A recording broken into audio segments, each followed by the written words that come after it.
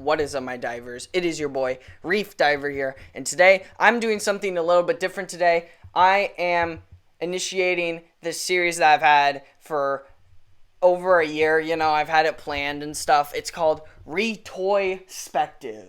It's like a pun on the word retrospective, but it's the word toy because we're going to be talking about toys to life, video games, something very, very dear to my heart and something I really, really love. Since I was a little kid in elementary school, I've been in love with the idea of toys to life because I've always liked toys, collecting stuff. I collect plushies, as many of you know, and I also like playing games. So combining the two is just my favorite thing in the world. I can't explain it. It's so awesome! Speaking of Skylanders, that's the gaming series we're going to be talking about. The first game, in particular, Skylanders Spyro's Adventure. So, yeah, many of you probably don't know what Skylanders is because, it came out 10 years ago and I don't really talk about Skylanders that much. So, without further ado, let me define what Skylanders is with this video. Skylanders, the amazing new video game where toys come to life. Yeah, that's it. Toys come to life. That was the idea behind Skylanders. You had these little toy figurines, you put them on a magical portal of power, and they boom themselves into the game. It was so awesome, to have this little toy, and to see him go inside a video game and come to life. See him be vibrant and fight bad guys and do all this stuff. It was so cool to me as a kid. And as soon as I opened up my first ever Skylanders starter pack on Christmas Day, I knew I had to get every single one. It was too awesome. So yeah, that's what I did.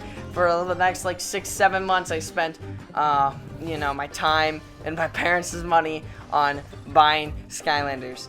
And I love it. And I bought every single one in the first game, every unique different Skylander in the first game, and I'm proud, but that's probably something not many people are proud of, but also I don't think many people can say they've done that. So yeah, Skylanders is a simple game, and it eventually became a series of several different games, which each game having a new different mechanic. Skylanders Giants, Skylanders were big, SWAT Force, they switch the top and bottom pieces, you get the idea.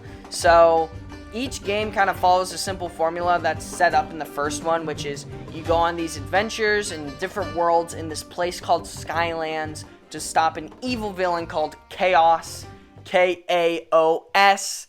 He's a real bad dude, and you gotta stop him because he's out here just doing bad things, bro. We can't be having that. So, as it was pretty successful, profitable business with, you buy this video game for $70, then, you spend $10 on each figure, and you buy all the figures, and it costs you hundreds and hundreds of dollars. It got a lot of sequels, because it made a lot of money, so, why wouldn't it get a lot of sequels? But it eventually died out because, probably for a lot of reasons. In my opinion, the reason why it died out is because it became too costly, and there were too many, new stuff coming out at once. You had your Skylanders, your Disney Infinities, your Lego Dimensions, and they were all making new characters for more and more money. As the Skylanders games progressed, the Skylanders cost more and more money. They originally cost $10 a piece, and then as you keep going, not only were there new Skylanders, but they cost a lot more, and they were very expensive. So it was a mix of, the idea was kind of getting old, and the prices are kind of getting too high, and every new game, every single year, it just kind of killed the business, Too much supply, not enough demand, prices were too high, it just plummeted.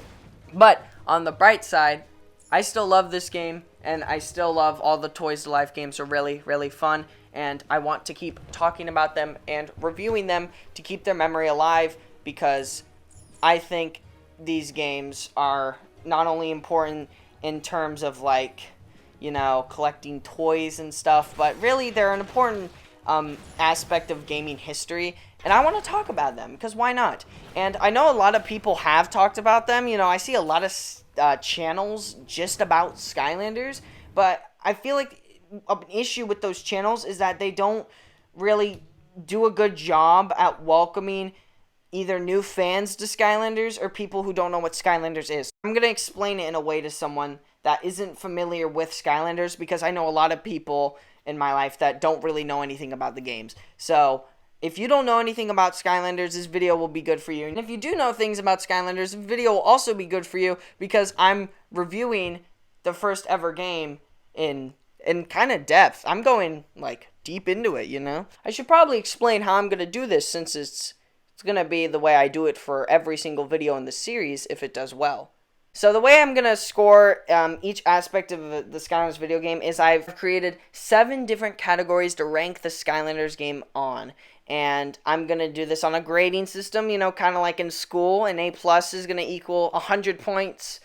An A is going to equal 95, an A- 90, B+ 87, B 85, B- 80, C+ 77. You know, you kind of get the idea. So yeah, we're gonna go off this grading chart basically that I've created because you know, and also we're gonna go off the categories that I created, and I'm gonna try to explain each one thoroughly.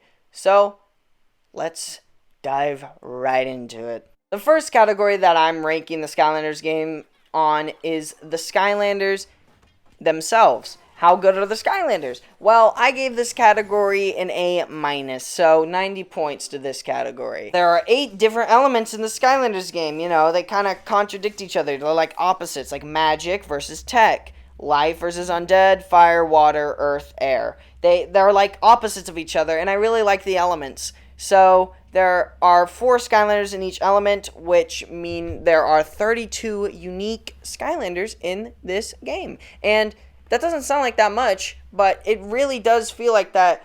These Skylanders, you know, they have a lot of effort put into them, and the really cool designs and really cool attacks. It really feels like that anyone can pick up this game and have a Skylander that they would really like. It feels like there's a Skylander for every type of person that plays this game. You know, characters that I really like from this game are like Spyro, Chop Chop, Ghost Roaster, Eruptor, Boomer. Like, I love those characters. They're amazing, and they're so awesome. And yeah, it's really just because of their designs and their attacks is why I like them so much. So, you know, the reason why it doesn't get an A+ and it's an A- is because a lot of their attacks are basic compared to other Skylanders games.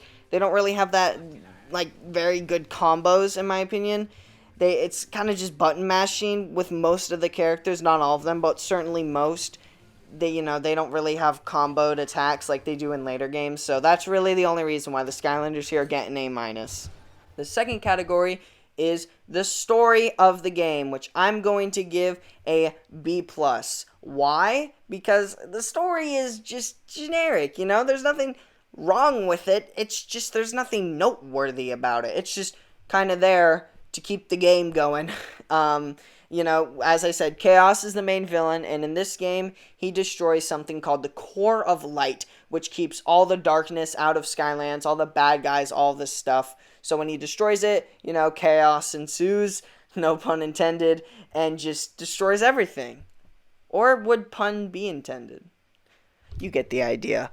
So, you basically spend the majority of this game trying to rebuild the Core of Light, and yeah, that's it, you know? You gotta get the pieces, rebuild the Core of Light, and then you stop chaos, and then it's all good.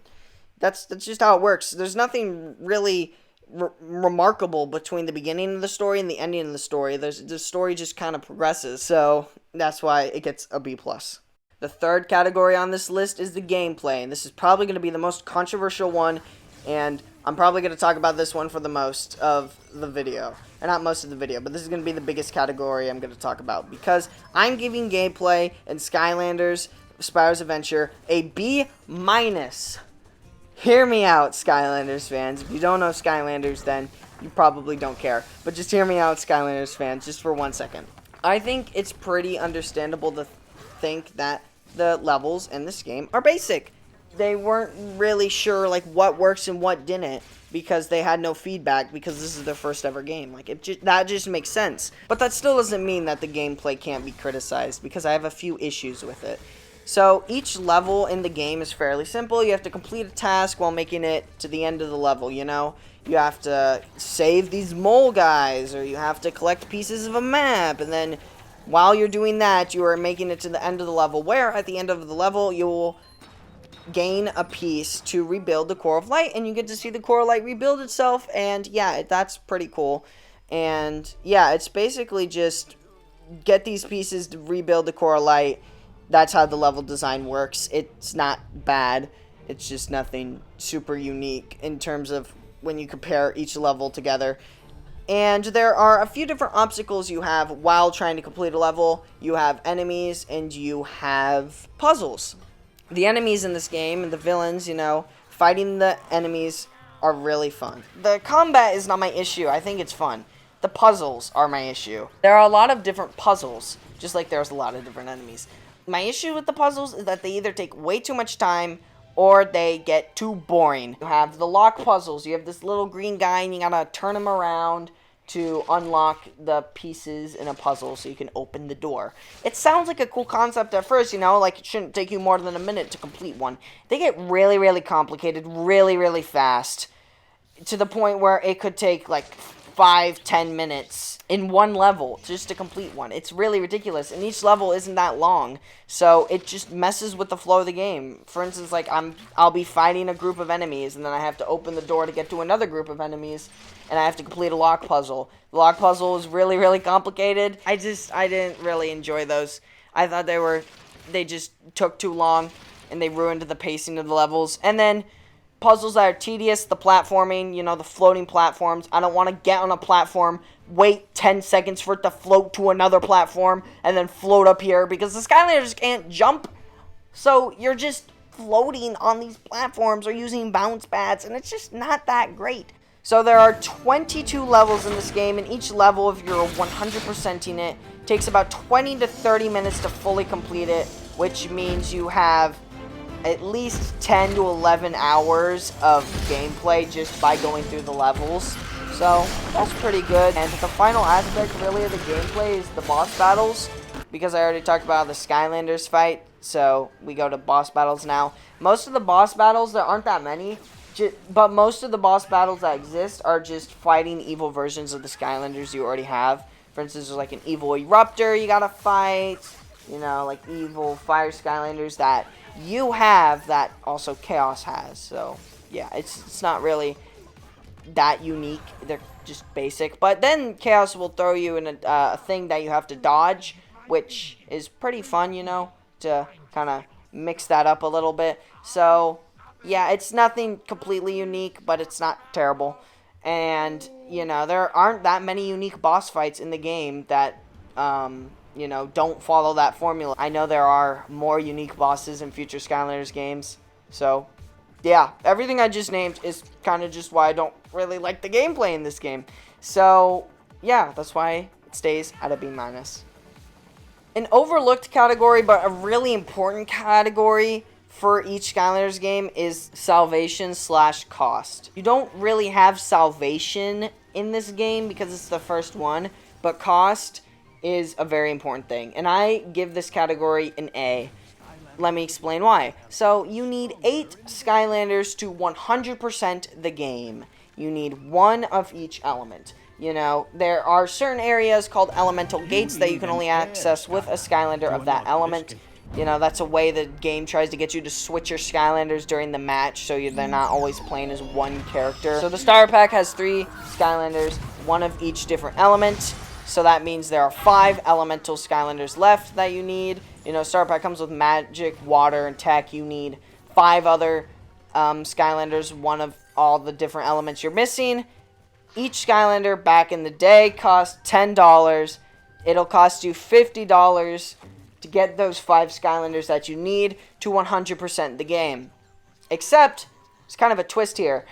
In Spyro's Adventure, there are level packs, like bonus levels, that don't have really anything to do with the main story, but they're basically like a DLC. You know, they have these level packs, you put them on the portal, and you get a brand new level out of it. And I think the levels in the level packs are slightly longer than the levels in the actual game, and they follow their own unique stories, so that's really fun. But I don't remember their cost. I think they cost somewhere between $20 and $30, because they come with a Skylander, 2 magic items, and the level itself. I'm just going to say $25. It might be $30. I think the prices change depending on where you get them. So I'm just going to say $25. Get all 4 level packs. It's going to cost you $100. But they also come with Skylanders. So you combine those level packs with the starter pack and what Skylanders you need to complete the game. You get 3 new Skylanders of different elements. The only one that you can really throw out is Slam Bam, because Gil Grunt and Slam Bam are 2 water Skylanders. You don't really need more than 1 water Skylander to beat the game. But then you really only need 2 elemental Skylanders. So if you're looking to 100% the game with level packs and different Skylanders, the minimum you have to pay is $120. Sounds like a lot, but is definitely a better price than some of the other games. The replayability isn't super great, but I think it's decent enough. I'm going to give it a B+. There's a lot of collectibles to get in every level in case you miss something. There are hats, chests, and legendary treasures, and scrolls. And then you also can get graded on a speed run of a level, so that's pretty cool. So you have to replay a level to get all 3 stars and fully complete it. And there are also a set of unique challenges for each Skylander. They kind of get their own like challenge depending on which Skylander it is. So that's pretty cool. You know, you get a new Skylander and you want to play his challenge, you know, that's pretty cool. And there are also a battle arena game mode, and as I said before, there's the level packs. So, you know, there's definitely some value to this game other than just the main story, and it does reward you for replaying, and when you replay, you get your Skylanders XP and gold, which will help you, you know, upgrade them. So there's also a motive to play with your Skylander so that they become more powerful. The second to last category I have here doesn't really apply to this game. It's called the new gameplay gimmick, which obviously for games like Giants and Swap Force, like the new gimmick in Giants is a giant Skylander. In this game, it doesn't really have a new gameplay gimmick because, again, it's the first game. So, yeah, it just gets an A. Toy goes into the game through a portal. That's the gimmick. It works. That's why it gets an A. My final category is the enjoyment I had while playing the game.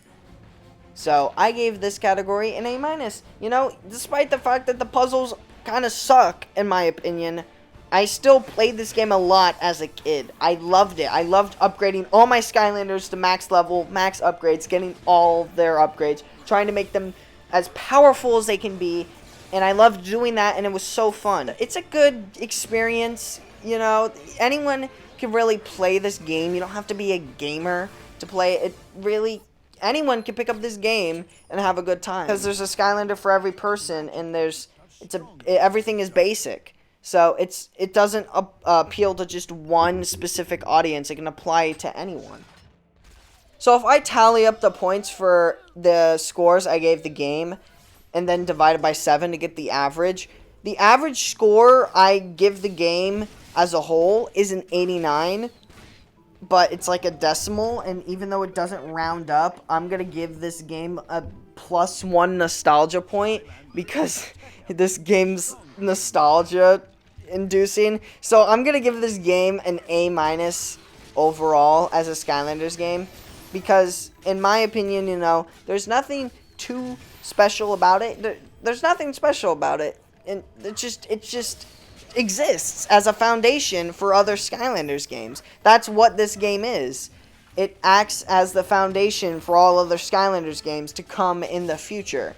So I don't see anything wrong with that, you know. It's a good foundation. There are really good Skylanders games out there. So it obviously succeeded at that. It just, as a standalone game, if you're not going to look at the other Skylanders games, I don't think it's necessarily the best one out of all of them, you know. It definitely suffers from flaws. It has a lot of glitches. I didn't bring that up.